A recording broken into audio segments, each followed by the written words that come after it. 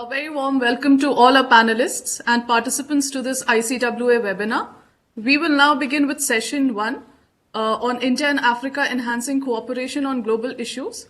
Allow me to introduce our very distinguished panel. We are extremely honored to have Ambassador Asoke Mukerji, former permanent Indian representative to the United Nations, as the chair and moderator for this session. The first speaker of the session is Dr. Philani Mthembu, Executive Director, Institute of Global Dialogue, South Africa.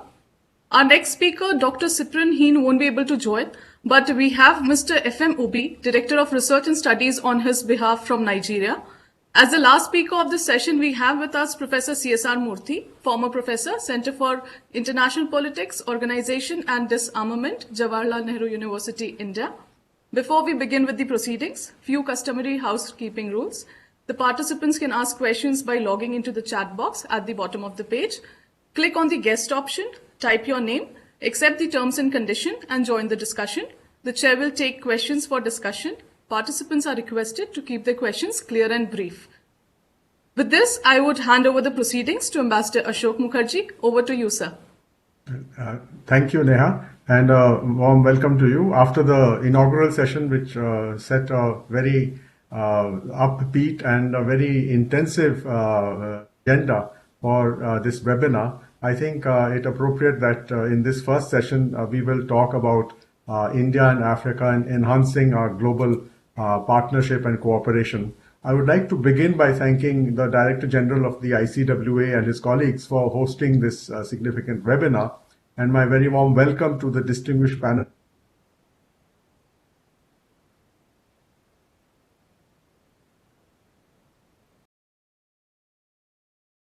to present their views and engaging in a discussion on the theme of this session, which is on enhancing India-Africa cooperation on global issues. I thought of putting some ideas before you to provide a framework for our discussions. Conventionally, we look at contemporary structures of global governance as resting on three pillars: the political, the economic, and the human rights pillars. India-Africa cooperation in all three pillars has a rich track record, which our discussions during this webinar in all its sessions will surely highlight. If we look at our cooperation in the global context, within the specific framework of responding to challenges, then I think today we have this opportunity to discuss a non-traditional threat to peace and security like the COVID-19 pandemic. 2 decades ago, India and Africa demonstrated the effectiveness of their cooperation in responding to the HIV/AIDS pandemic. We were able to do this because of our common commitment to using our membership of the global structures, primarily the United Nations and its special vehicle at that time called UNAIDS, to provide for effective measures to mitigate and contain the HIV/AIDS threat. Today, when the G20 is divided on the issue of affordable access to any vaccine for mitigating and containing the COVID-19 virus, our experience of using generic retroviral drugs for responding to the HIV/AIDS pandemic 20 years ago becomes relevant. The question I would pose is, can India and Africa use their membership of the United Nations and its specialized agencies like the World Health Organization to ensure the implementation of supportive financial and technical policies of multilateral institutions to achieve the objective of affordable access to the vaccine for our populations, particularly those living below the poverty line? A second area which I think we could focus on is our common objective to participate as equal partners in the decision-making processes of multilateral bodies. This is focused in India on the primary political organ of the United Nations, the Security Council. We take pride in our success in the General Assembly of the United Nations, and our work has brought about the democratization of international relations, which Professor Murthy has written about in his recent book, through the decolonization movement and the resolution of December 1960, landmarks such as the independence of Namibia in 1990 and the removal of the apartheid regime in South Africa in April 1994. Tens of thousands of Indian troops have served with distinction under the UN flag in Africa to create the conditions for a political and peaceful settlement to disputes, and many of these troops have given their lives in UN peacekeeping missions to uphold the principles of the UN Charter.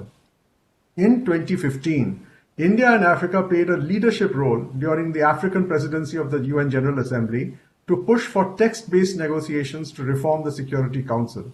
Unfortunately, since then this process has been fractured by the high-profile policies of at least one permanent member opposed to reform.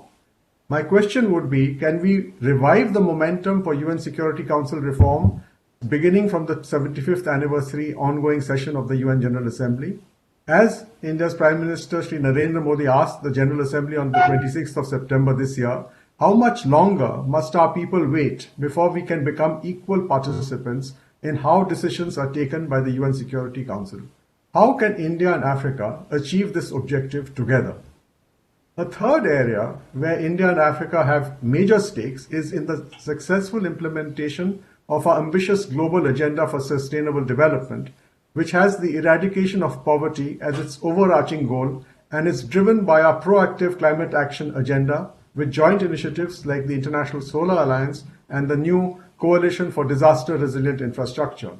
When we joined hands as India and Africa within the Group of 77 to ensure the unanimous adoption of Agenda 2030 with its 17 SDGs in September 2015, the vast majority of the global population of 700 million people living below the World Bank's poverty line of $1.29 a day, which is the main target of Agenda 2030, lived in India and Africa.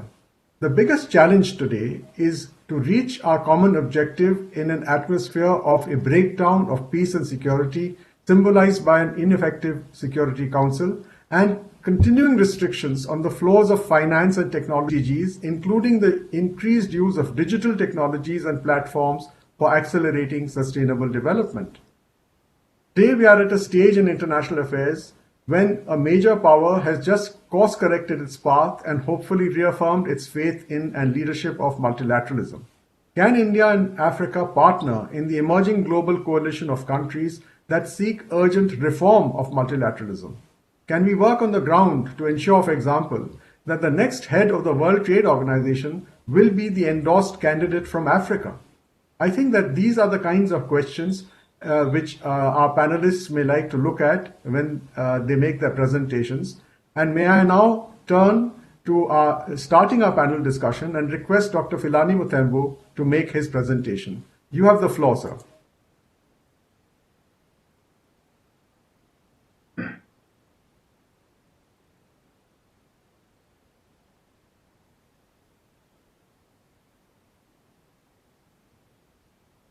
You're muted. Yes. Dr. Philani I Mthembu, hope you have my- to unmute yourself.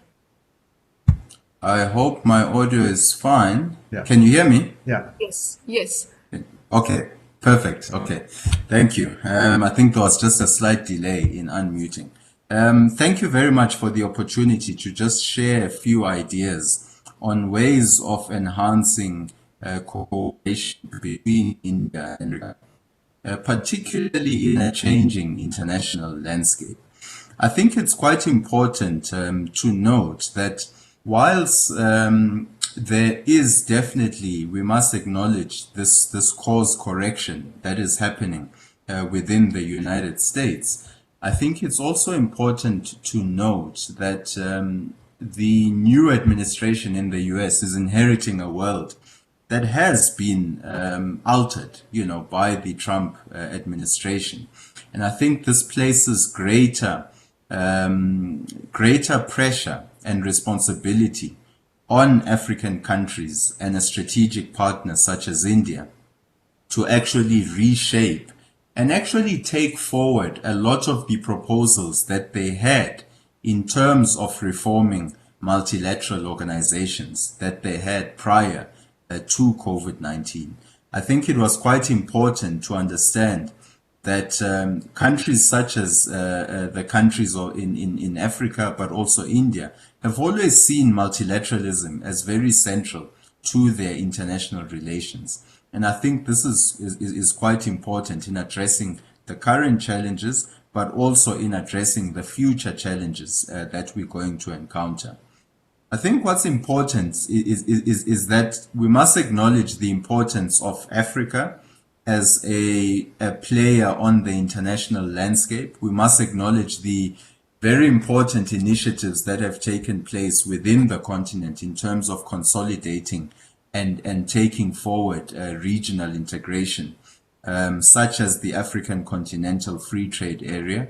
But there's also been very important discussions within the continent that have been championed by the African Union and other countries about how the continent can better manage and better engage when it comes to its strategic partnerships.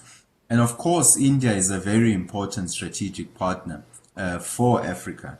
And I think what's been encouraging is that since the onset of the India-Africa Forum summits, is that we've seen that there has been a strong emphasis not only on ensuring bilateral relations between India and African countries, but to actually institutionalize the multilateral aspect within the India-Africa Forum summits. So right from the beginning, in terms of the involvement of your new Partnership for Africa's Development, in terms of the involvement of the African Union within the India-Africa Forum summits, I think this is quite important. It's a very important feature that will enable India and Africa to also address some of the global issues that they will have to address in a changing international environment. I think it's also important to contextualize that the India-Africa cooperation has really taken on a multi-dimensional approach to South-South cooperation, and it has enriched South-South cooperation. There's various layers to this engagement, whether we're talking about the importance of India's development cooperation infrastructure. So, for instance, when we think about the Development Partnership Administration and some of the reforms that have taken place there, and some of the projects that have also been happening on the continent from your Development Partnership Administration, I think this is a very important feature of the partnership because it not only involves the financial element. So we've seen the important role of your India Export and Import Bank, and we've seen that a number of the loans and projects that the Exim Bank of India has been financing have been focused on Africa. And I think this is an important element of the partnership.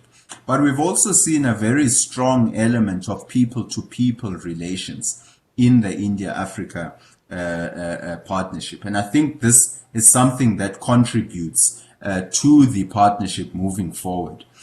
So it's not only been at a government-to-government level. So when we think about some of the institutions from India that are involved in the training of African stakeholders, I think this has been quite an important area of cooperation. And it's something that actually places the partnership on a footing to be better able to address some of the more global issues. So it's been a very multi-dimensional aspect. I mean, one area to note, even in the area of defense cooperation, is the visit by South Africa's president to India in 2018, I think, where again there were quite a number of important agreements that took place there, and one of them being in terms of enhancing that cooperation also in the area of defense. And I think this is quite important, not only for a country like South Africa,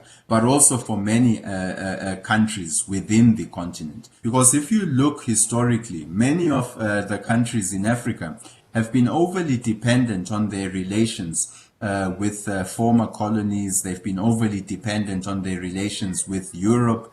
And they've also been sort of also overly dependent sometimes, especially in the security areas, on their relationship with the US. And I think it's quite important that a player like India plays a stronger role there. In some of the opening speeches in the opening session, there was also mention, for instance, of the of the Indian Ocean as a very important area for Africa and India to be cooperating on.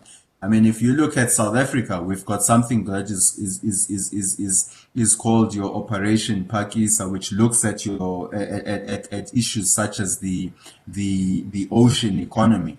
But also what we've also been sort of focusing on, particularly from an African perspective, is that concepts such as your Indo-Pacific need to also incorporate and acknowledge a much stronger role for the continent, and that Africa cannot afford to be left out in such discussions. We do share that common space in the Indian Ocean.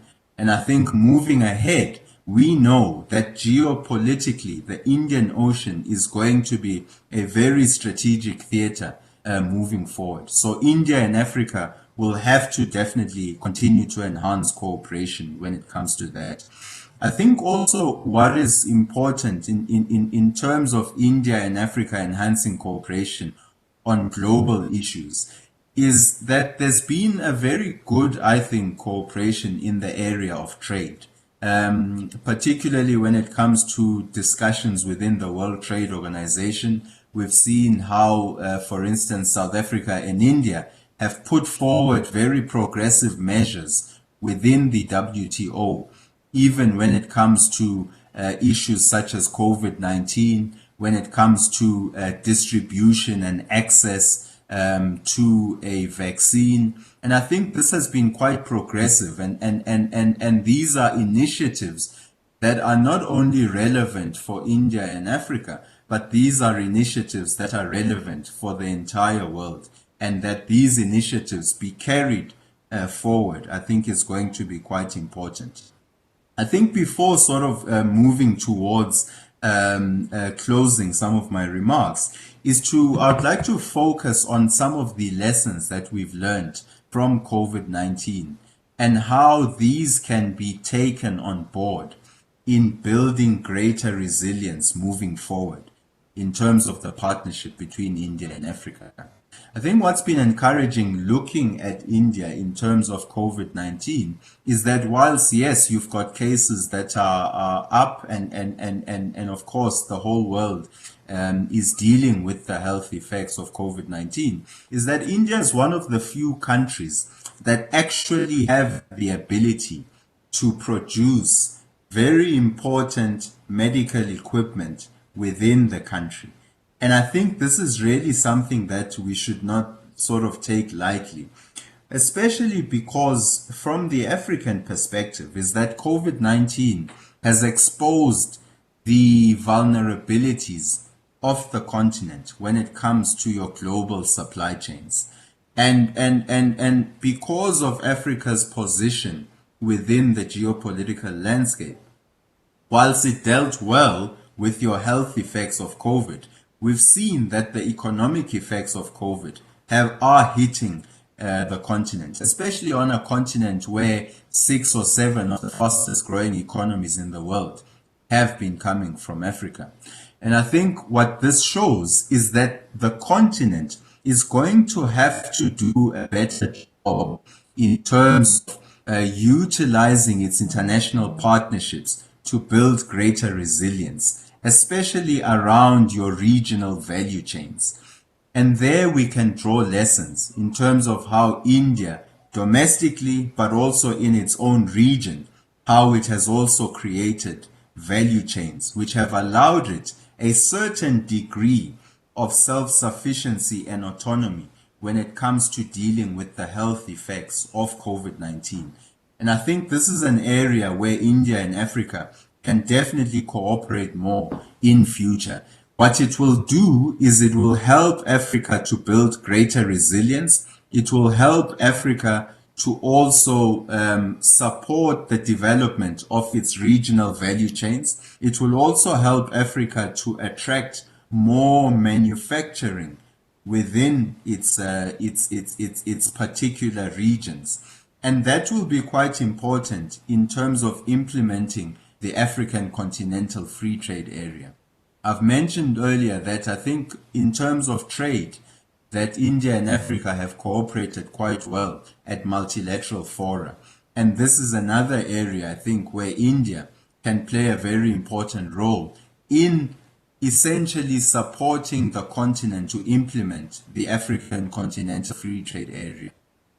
And then lastly, I think there's still the debates around the reform of the UN Security Council, and these are areas that we cannot allow complacency in, especially when you take into account that it cannot be that that an important region such as Africa is excluded within the Security Council, but also when an important country like India is also not playing a much more important role within the Security Council. But also what will be important is that India and Africa are not necessarily overly emphasizing the reforms within the Security Council, but that they also ensure that the UN agencies are also playing a greater role in terms of supporting development when it comes to, particularly on the African continent. And I think why this is important is because when we are talking about the reform of global governance institutions, it's absolutely important to have a much stronger voice for the global South.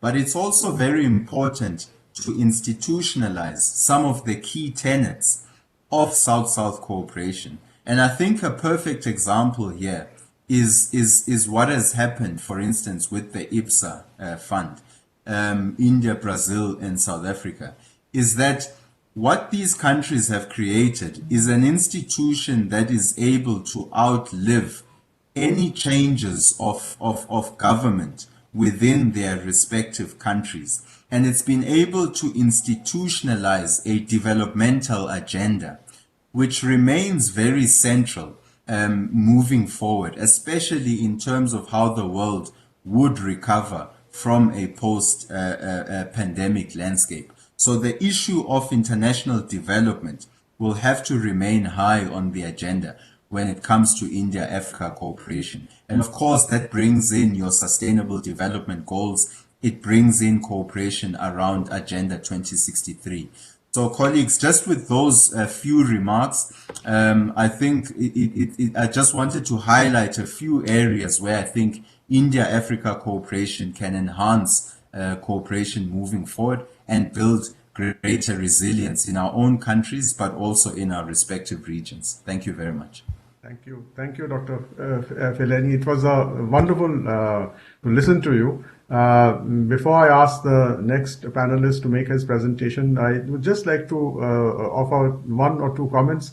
The first is that reference to the Indo-Pacific and Africa. If you look at the policy of India on the Indo-Pacific, which Prime Minister Modi announced in March 2015, he calls it SAGAR, or Security and Growth for All in the region. And I think it's aimed at the point that you have made, that Africa is very much part of the Indo-Pacific. And the second point, of course, which I liked, which in what you said, was this approach of including multiple stakeholders in what we do, because they give us the strength. And I think that the participation of multiple stakeholders, especially for development, is very, very critical. And I thank you for your presentation. May I now turn to Dr. F.M. Ubi from Nigeria. And sir, you have the floor for your presentation. As we said, a maximum 15 minutes. Please go ahead. You're muted. Hello, can you hear me? Yeah, now we can hear you. All right, thank you very much for the opportunity. I'm here representing my Director General, who is apologetically absent from the meeting. The other meetings he had to attend in Abuja. I think the discussion has been robust right from the opening session. A whole lot of issues has been raised, and the chair himself too has also raised pertinent issues that needs to be discussed, and see how we can cooperate. I would like to begin with the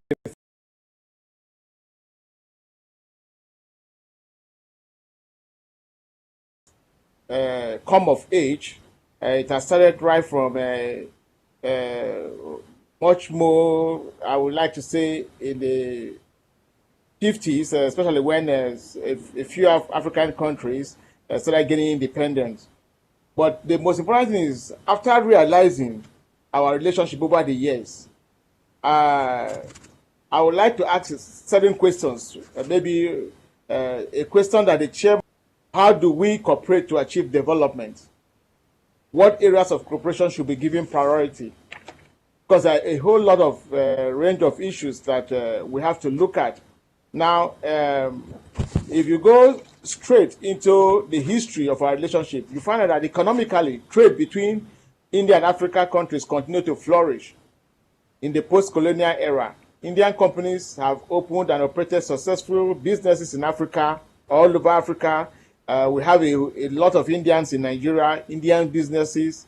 When African countries faced economic hardship in the late 70s, India was also at the forefront to help find long-lasting solutions and all that. On the political sphere, India continued to side with the extension of human rights and democratic governments in Africa. You know, that has always been part of India-Africa relationship. Now, driving from the above, for instance, you find out that India's several diplomatic ties with South Africa was the appetite, severe diplomatic relationship with South Africa when it applied the apartheid regime and all that. I think this goes a long way to show that India actually is in support of human rights and takes into consideration a whole lot of international moral issues. Over the years, India has come to redefine its relationship policy with Africa, and what is developing between the two is assuming a contour of genuine strategic partnership. If we have to take into consideration the recent India-Africa summit, which I called an expanded relationship.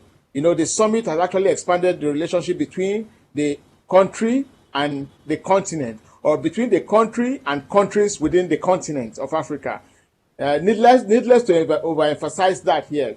But key among such turn of events has been the establishment of other cooperation, you know, within between India and countries in Africa.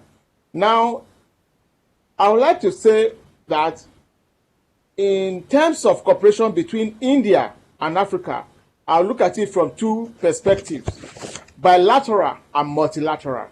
Now, the multilateral overlaps into the bilateral, you know, and the bilateral also overlaps into the multilateral. For instance, Dr. Mthembu has raised a whole lot of issues, especially the fact that the year 2020, we have seen a whole lot of problems across the globe with the pandemic that has ravaged the international system. Now, we find out that as it is, no country can stand alone, and no country can survive alone, and no country can fight alone. We need global concerted effort. We need to come together as an entity, you know, jointly to fight the problems of the international system. And I think you can also see that at the last 75th UN General Assembly. Now, what are these areas? For the paper, pertinent issues were looked into, issues of development. India, although advanced than a lot of countries in Africa, is also a developing country. And so, issues of development should be given priority in our relationship. Now, there's a whole lot we could learn from India. There's a whole lot African countries could learn from India in terms of where they came from and where they have reached in terms of development. Now, in terms of ICT, in terms of technology, in terms of industrialization, with regards to manufacturing and all that. Now, one area I will look at is trade. Now, for me, trade is both a bilateral and a multilateral phenomenon of cooperation. For several years, the Doha round of multilateral trade negotiations have been stalled in many regions of the world, including Africa and Asia. There is move towards establishing regional free trade agreement. I think we should begin to think in like manner, just like what the last speaker talked about, the African Continental Free Trade Area, which is also part of the movement towards integration of Africa. India, too, could begin to think about areas of free trade, between Africa. And it's nice that, even with the fact that the West is actually reducing in terms of its trade cooperation with Africa, India has taken over. For instance, India buys about 60 to 65% of Nigerian oil, while even China, that is actually in Africa, takes only about 2 to 5% of Nigerian oil and all that. So you could see that the trade between India and Nigeria and many other African countries is increasing. Now, that's an aspect that we have to really look at. For instance, again, in terms of the World Trade Organization, look at the appointment of or the elections of the new Director General. I think this is an area where India too could support Africa, to see that an African becomes the Director General. Maybe I'm being a little bit more selfish here because she's from Nigeria, but that's not the case. But I think that is also part of the cooperation in international fora like the WTO. Now, another point is of cooperation should be climate change. We know that right now the climate, the world is actually affected environmentally and all that. I think this is an area where, the two, India and countries in Africa or the continent can cooperate. For instance, you find out that species are being threatened by climate change over exploitation. There is a need for strong global rules to safeguard these species, especially Africa. We still have a whole lot of forests in Africa and all that, through coordinated positions in all negotiations and under the Biodiversity Convention. So India, Africa must share a common interest in strong global climate change regimes. The next point should be peace and security. This is one area that no one country is free from. Right now, the hottest region is Africa. But if you come to Africa, to be more specific, West Africa is actually the hot spot. And when you come to West Africa, the Sahel, which crisscross not just West Africa, but Central Africa, that is a hotbed for terrorists and all that. And it's not a one-nation fight. It's something that we need concerted effort. We need international regimes. We need India to cooperate in terms of defense, which the last speaker has talked about, defense cooperation, training of our personnel and the military, in terms of combating, sharing of intelligence and all that. I think we need that cooperation because I would like to say that India is much more advanced technologically than a lot of countries in Africa. So peace and security should be a priority area of global cooperation. And the good news is that India recognizes that peace and security is essential for Africa's development and progress. And in that state, it is important that India and Africa cooperate to find solutions to this epistemic crisis in Africa. Important in this regard will include, like I said, military cooperation in a wide range of areas like the provision of arms, training of military personnel, intelligence gathering, and sharing. Then agriculture is key. A hungry man is an angry man. And, India is advanced in terms of agriculture. And many countries in Africa are still, inclined to subsistence farming. We need to mechanize our agriculture. We need to expand in agriculture. Food security is a in thing. It's a global issue. Poverty is not a one-country problem. Poverty is an international problem. It's a global community problem. We need to move a lot of people out of poverty. And that can be done between cooperation by India and Africa.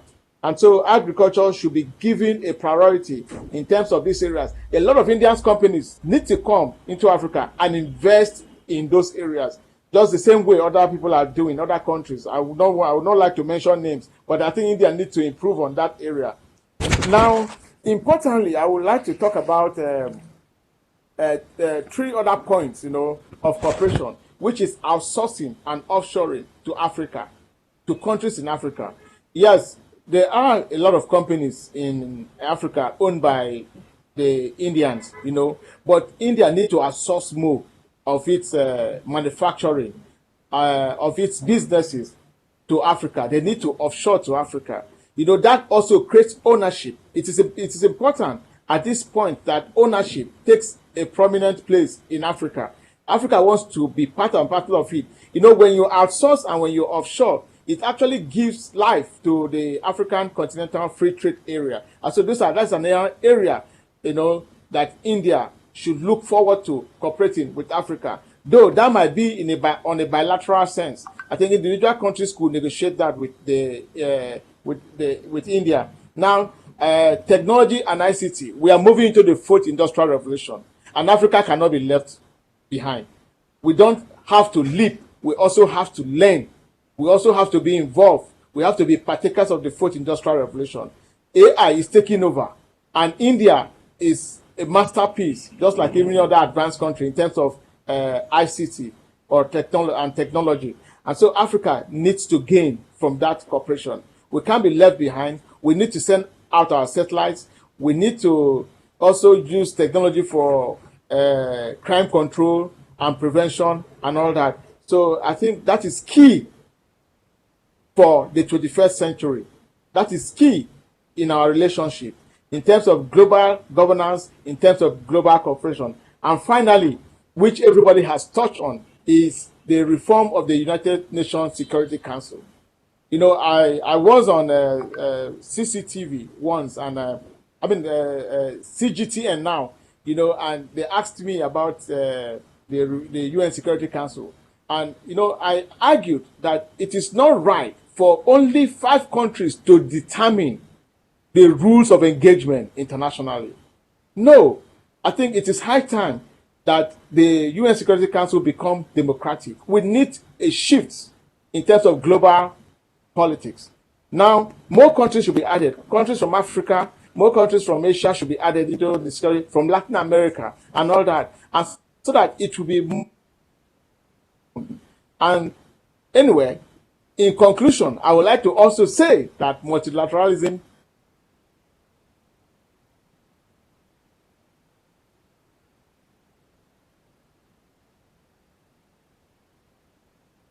we seem to have lost the audio, but can I assume that Dr. Ubi has concluded? Yeah, I think there's poor network is coming. So I would, we'll come back in the discussions, by which time hopefully the network will stabilize. But I would like to thank Dr. Ubi and make some remarks when we come back to the discussion on some of the points he raised. Professor Murthy, may I now turn to you and give you the floor, and please take your 15 minutes and use them as effectively as you wish. Thank you. You have the floor. Thank you, Ambassador Mukerji. It's a pleasure to be part of this very distinguished panel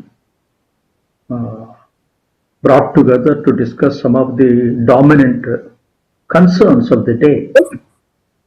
Hello. Yeah. Can I? Yeah. Yeah. Dr. Ubi, we've thanked you for your presentation, and we'll come back to you during the discussion. So please stay with us. Okay. Thank you very much. Yes, Professor Murthy. Just now I was reminded that Dr. Philani Mthembu was closely associated with the German Development Institute, which was running the Managing Global Governance. I was one of the key advisors right from the inception of the program. My colleagues, young colleagues were part, and some Archana Negi had reminded me that she was glad to see you on this program. Now today, what I would like to do is basically to address the 3 kind of queries that were raised in the program, particularly from the vantage point of multilateralism. The co-panelists have highlighted some of the processes and progresses made in the bilateral channel. Therefore, there is no need for me to get into the analysis as to how much trade has gone up or the proportion of oil trade in terms of imports by oil, etc., etc. So I take the point that bilateral and multilateral are mutually reinforcing channels of interaction for mutual benefit. But the thrust of my observations would be from the multilateralism vantage point. Uh, the first major concern which I would like to share with you is about the syncretic world vision India and Africa have espoused for long and continue to conform to. This syncretic world view is rooted in the belief systems relating to the inviolability of sovereignty principle. For example, both of them, both sides, more or less largely emphasize the sanctity of the sovereignty principle, solidarity within Africa, among the African countries for Africa, and solidarity with the developing countries for India. And this has been one of the driving forces of India and Africa in terms of their approaches to multilateralism. Then, thirdly, also equality, which sometimes translates into broadly the principle of non discrimination, non intervention, and sovereignty. Uh, I think that kind of sentiment is articulated in the context of the debates on the UN Security Council reform, when Azulvini consensus in 2005 emphasized that there can be no discrimination between the new generation and the old generation permanent members. Uh, and and lastly, also the principle of diversity, which I would like to underline, that Africa is not a monolithic entity. There are identities which bring together and also bring African countries apart also, whether it is regional diversities or ethnic diversities or other kinds of even religious diversities, etc. Of course, India also is a world in itself, but there is this appreciation of the existence of diversities and the realization of the need to accommodate the diversities within and between partners. So, this key word here in Indian discourse is partnership, which comes out in a pronounced manner when India offers development assistance either in the health sector or natural or man made disasters and so on and so forth. Partnership would offer level playing field in contrast to what the advanced donor countries do. And these are some of the hallmarks of the worldview characterizing the commonality between India on the one hand, the African countries on the other. So the multilateralism is a kind of capture all kind of concept which which gels well with the worldview of both India and African countries, because multilateralism believes in promoting kind of unity, solidarity, equality, and accommodation through cooperation. Of course, the meaning of multilateralism has undergone appreciable changes. So there is a nuanced multilateralism in my understanding. I'll give an example. Africans, when they established OAU in 1963, there was a definitive, discernible attempt to align African identity with the UN ideals. So there is a mention of UN in the OAU Charter, etc. But now, in a very remarkable way, there is an assertion on the part of the African countries to align the UN to the primacy of regional determination, regional priorities, whether it is peace and security or development, etc., etc. So there is this dynamic nature of the equation between the multilateralism and regionalism. But multilateralism in world trade is something which is common to India and Africa, because they believe that trade multilateralism is A, global, B, non-discriminatory, and C, of course, fair, equitable, in the sense that developing poor countries would be given some kind of weightage in terms of freedom from compliance with obligations, etc. India would like to prefer multilateralism in disarmament matters, for example, but at the same time, in my understanding, there are certain subtle shifts away from the traditional notion of multilateralism in Indian policy practice, because now there is a greater kind of positive vibes about regional on the parallel track, or limited membership bodies, whether Shanghai Cooperation Organization or informal arrangements like the Wassenaar Agreement and attempt to enter into NSG and so forth. So there is a kind of fungibility, flexibility in India's traditional notion of multilateralism. And last point about this first major point I wanted to mention is the Indian and African critique of existing multilateralism, to the extent and to the effect that the existing multilateral institutions are Western oriented. They are dominated by the Western countries, whether European and North American, and there is a great need to reorient them.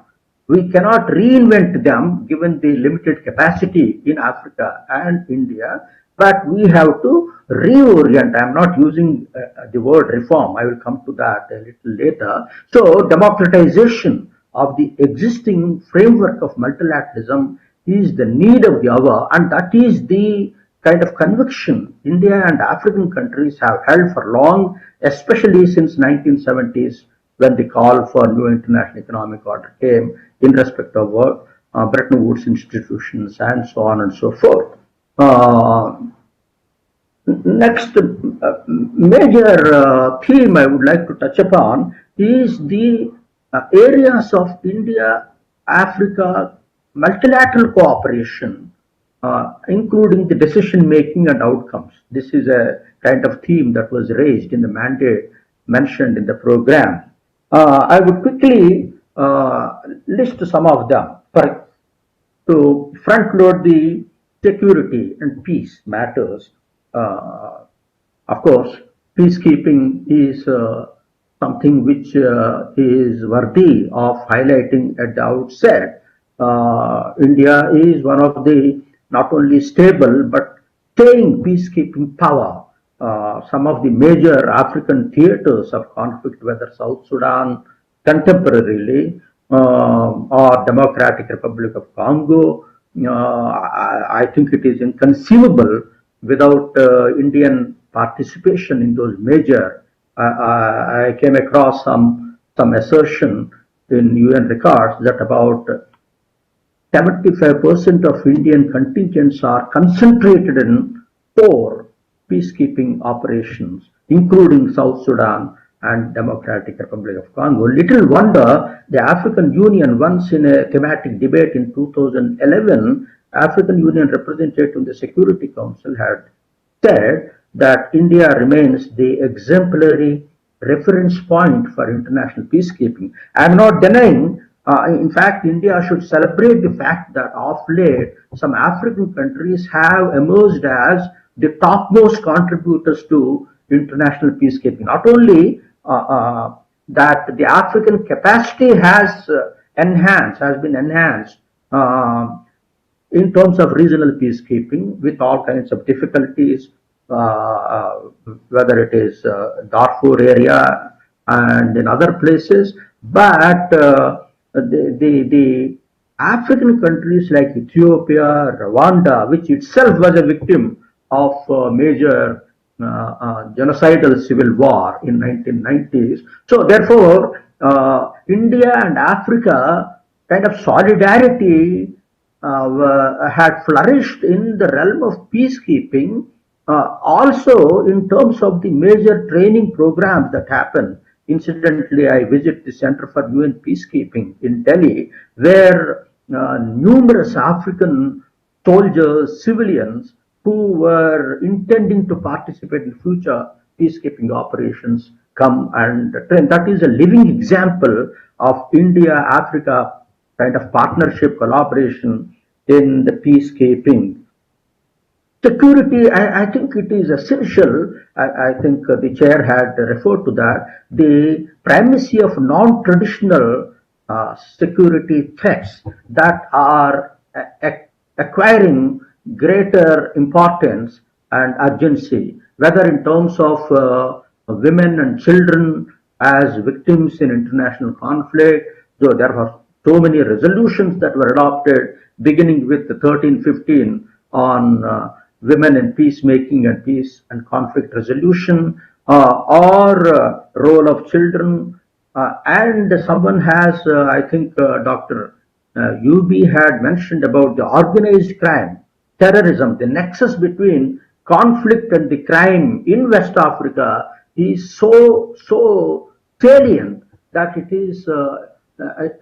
is proving to be critical to the success of some of the peace building operations, post-conflict peace building operations, including the peacekeeping operations. For example, the blood diamonds problem in Sierra Leone, and so on and so forth. Already a reference was made to the sustainable development goals. I think what is important even today is the fact that Africa and India work together in the negotiations during the transition from Millennium Development Goals to the Sustainable Development Goals, to ensure that the flawed approaches embedded in the MDGs were not reflected in the SDGs. SDGs had to be, and indeed they were a result of consensual approach rather than top-down approach. And social sector reforms, environment, and all kinds of dimensions of development were duly reflected, unlike the MDGs, including the greater emphasis on the partnership in terms of funding from the developed countries for the attainment of SDGs. So reference was made to health. I would like to highlight, already reference was made to the HIV AIDS, Ebola, India, in the multilateral context. I'm not denying the bilateral channels that were already flourishing in the early 2000s. India had contributed in a significant way. In fact, if I'm not wrong, I think second largest donor to the UN effort to eradicate Ebola in Western Africa. And so, as rightly pointed out, the medical in the pharma sector, I think they will go a long way in enhancing and deepening the collaboration between India and Africa. And then 2 more minutes. Oh, okay. Then last section, reforms. Much is made about the Security Council reform. I would like to strike a different note.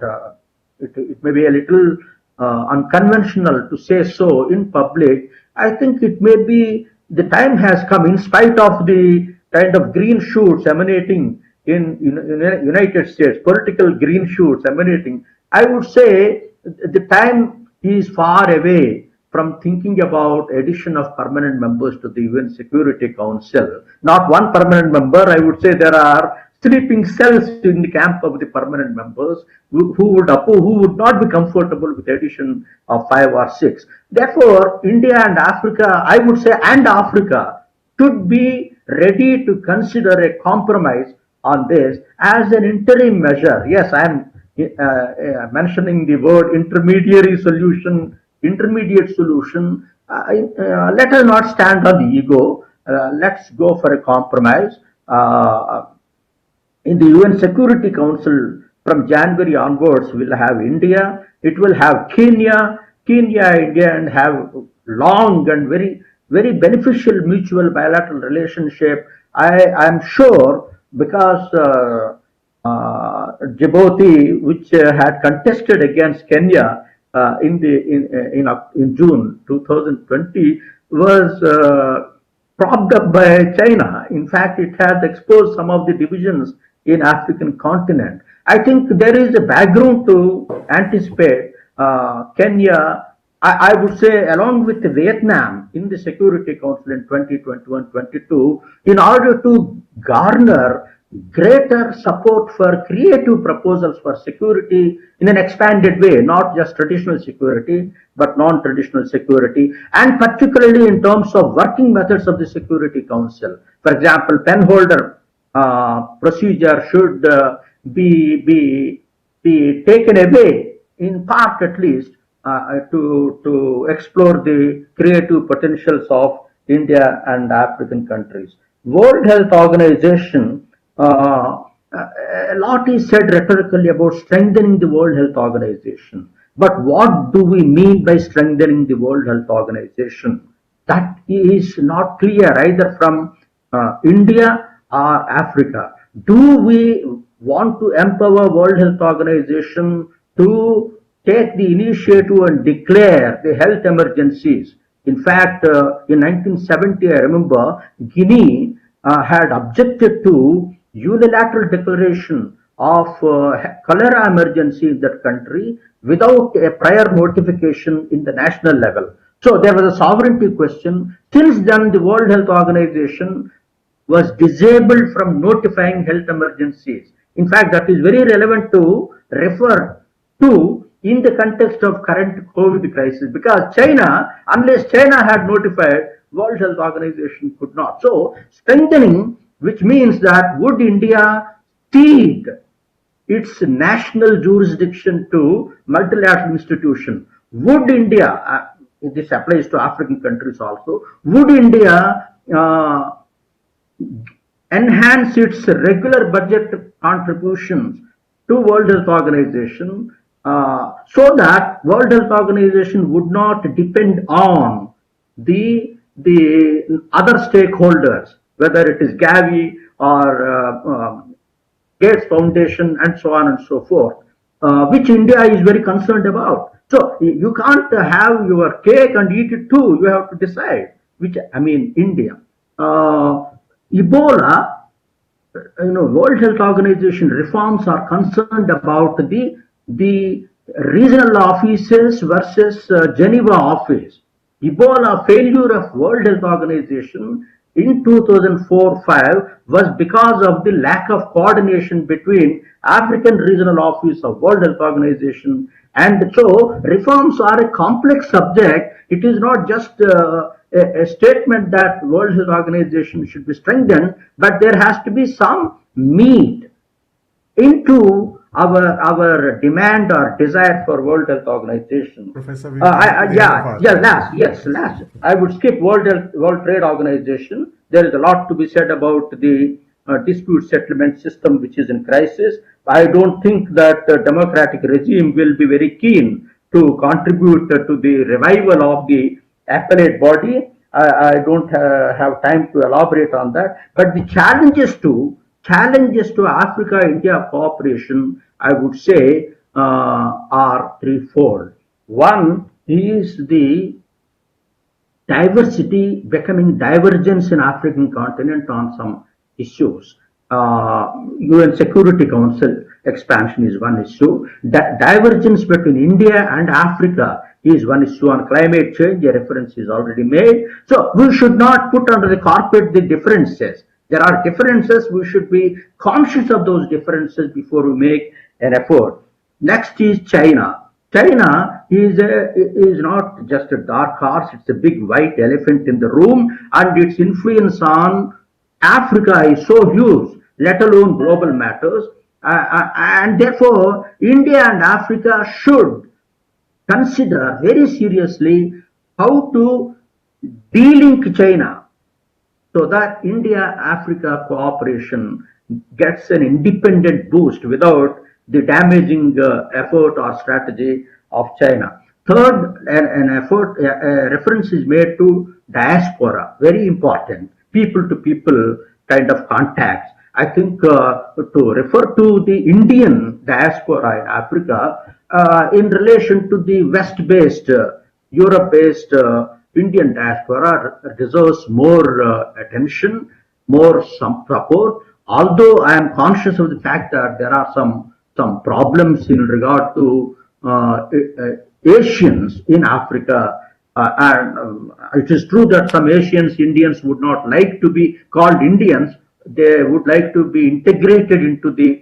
national identity. But yet I would say that there is a potential to tap the people contacts, especially with reference to Indian diaspora in Africa. Sorry, thank you. Thank you, Professor. Now we have 15 minutes, a little less than that, for a discussion.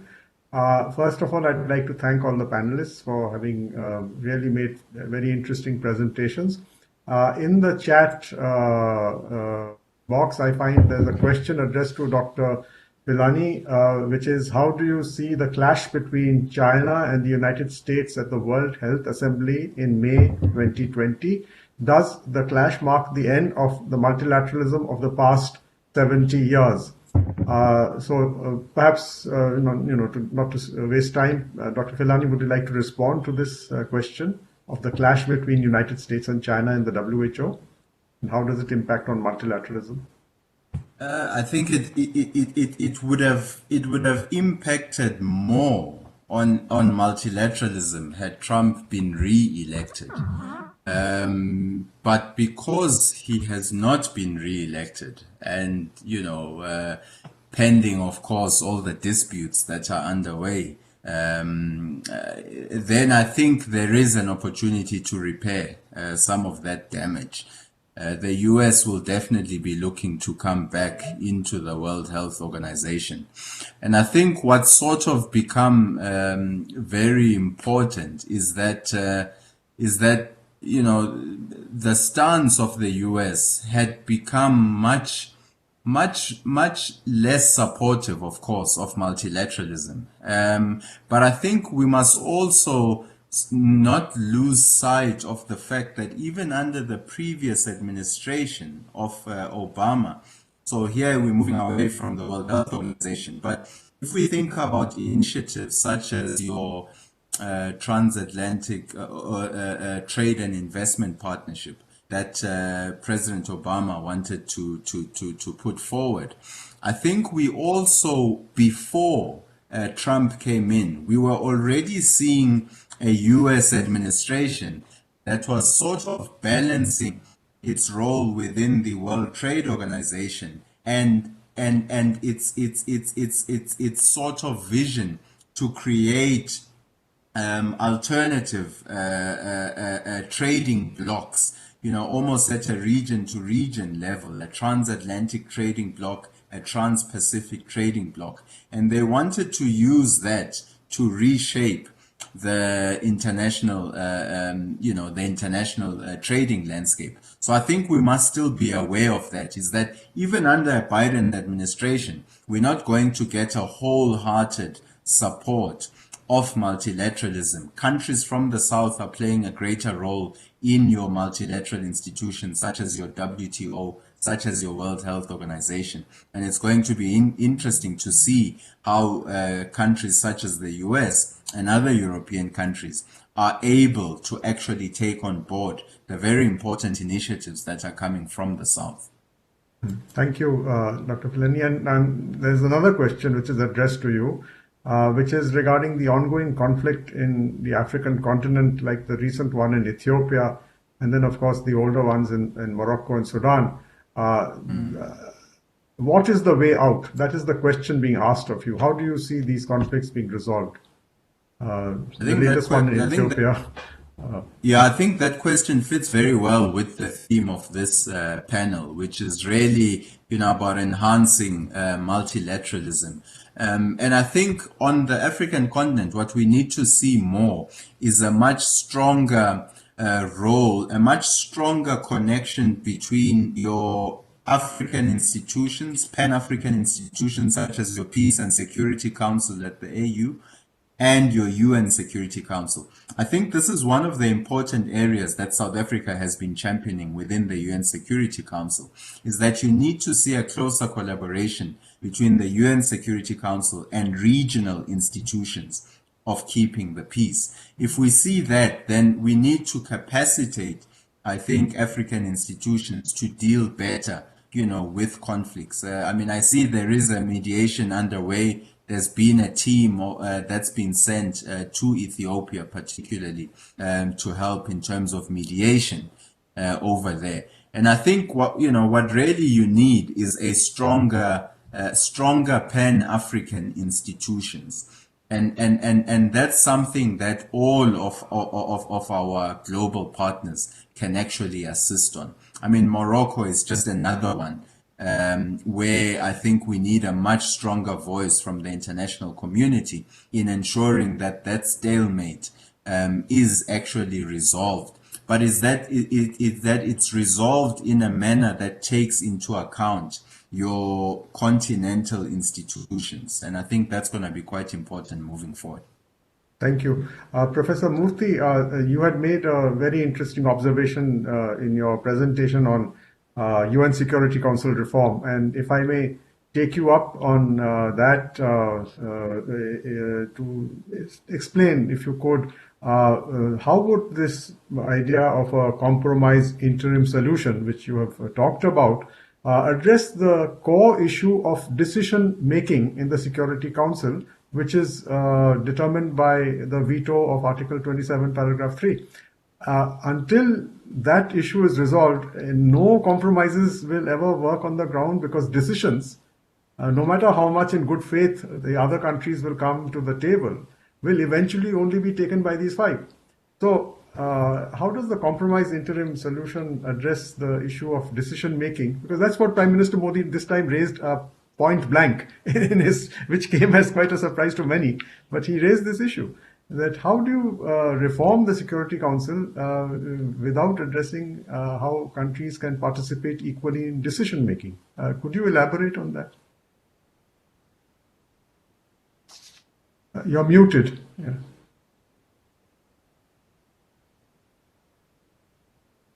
I would like to be somewhat optimistic on the prospects of short-term expansion in some form, interim form. Let me give a precedent to this. When in 1965, non-permanent members were added, 4 non-permanent members were added, it had brought about interesting dynamics in the decision making of the Security Council. So much so that group of 6 non-permanent members, they were called G6, G7, sometimes G8 out of 10 non-permanent members, they had withheld consent to some of the Western priorities in the Security Council. In fact, I will give one example. The mandatory arms embargo on South Africa in 1977-78 was the agenda priority of the Indians and non-permanent members. Until that was acceded to, they were not prepared to let the permanent members go forward on other items. So they held a kind of hidden veto, though they did not have the formal veto. Now, in 21st century, let us hypothesize that the Security Council has, say, some 5 semi-permanent members and 15 non-permanent members. The numbers there will imply that the minimal required majority, instead of 9, it may be 15, 14, etc.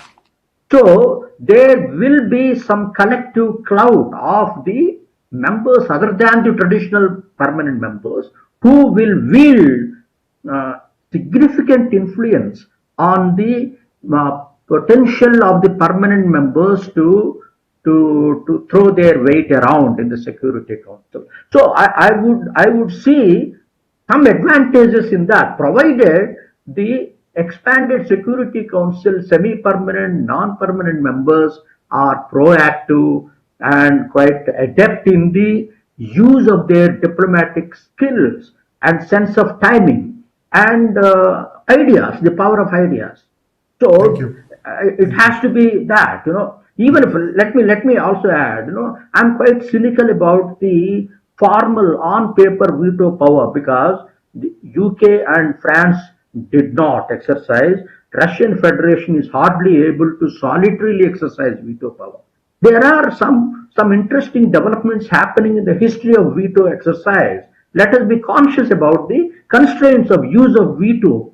Therefore, short of veto, short of permanently occupying without election, we can, on the basis of democratization, exercise a lot of diplomatic influence on the decision making of the Security Council. Well, I hope your I'm optimistic. your optimism should be contagious. But I wanted to welcome back Dr. Ubi from Nigeria because we lost the connection and we are reaching the end of our discussion session. We have for a couple of minutes. But I really wanted to thank you, Dr. Ubi, for making the 4 very important points of India-Africa cooperation in the multilateral sphere, focusing on trade, security, technology, and on UN Security Council reform. And I wanted to ask you to share with us, if you can, a little bit about how you see the prospects of the candidate from Nigeria succeeding in becoming the next Director General of the World Trade Organization with the new American administration. Do you have any feeling or any speculation? You're muted. Yeah, I have a feeling, and that optimism that there's prospect that Dr. Ngozi Okonjo-Iweala will become the new Director General of the WTO. With the new administration of Joe Biden, I think the last administration had a whole lot of problems in terms of management of international affairs or international American foreign policy with the developing world, precisely with Africa. There was this decline in its relationship with many countries across Africa and all that, and the bullying nature of the head of government, in the United States. I think that is going to change. If you look at the incoming president's view on international relations, view on international cooperation, and all that, and early this morning, we saw his new cabinet being formed. And these are people with a whole lot of experience and all that. I think it could be managed in such a way that Africa will still emerge as the WTO Director General. So we have prospects, and with support from countries like India and China and all that, I think there's that likelihood of she becoming the next Director General. But I also want to, there's a question here that talks about why is it necessary to delink India, Africa, and Africa, China? Why can't both work together? I think there's no point that the link shouldn't be there. If you look at the way international relations is reconfigured in much recent times, you find out that even with the fact that China is emerging in Africa, and taking a whole lot of prominent place in its relationship with Africa, there had been this relationship between the West and China, the trilateral dialogue that is ongoing in terms of global issues. And so I think there are prospects that China, India could work together in terms of trilateral dialogue. It could be China, India, Africa. However you want to look at it, India, China, Africa, or Africa, China, India, trilateral dialogue in terms of global issues that could be jointly sorted out, that needs cooperation, to work on. I think there's no point. We shouldn't be talking about the link this time because it's a complex world, and invariably it's a complex, interdependent world. Thank you very much. Thank you, Dr. Ubi. With that, we've come to the end of the time allocated for our session. I'd like to thank each of our distinguished panelists for having really enriched the subject of our discussion today, which is enhanced cooperation between India and Africa in the global sphere. There are some questions which came in the chat box which could not be answered due to the shortage of time. But perhaps I could request our colleagues in the ICWA to provide the emails of our panelists who could then respond to the questions which are directed at them in their own time. So Neha, I can turn the proceedings back to you to conclude the session. Thank you, Chair, for moderating the session, and thank you to all the panelists. It was indeed a very insightful and interesting session. We will break here for about 15 minutes and we'll join for the next session at 4:45 p.m. Indian Standard Time. Thank you. Thank you. Thank you.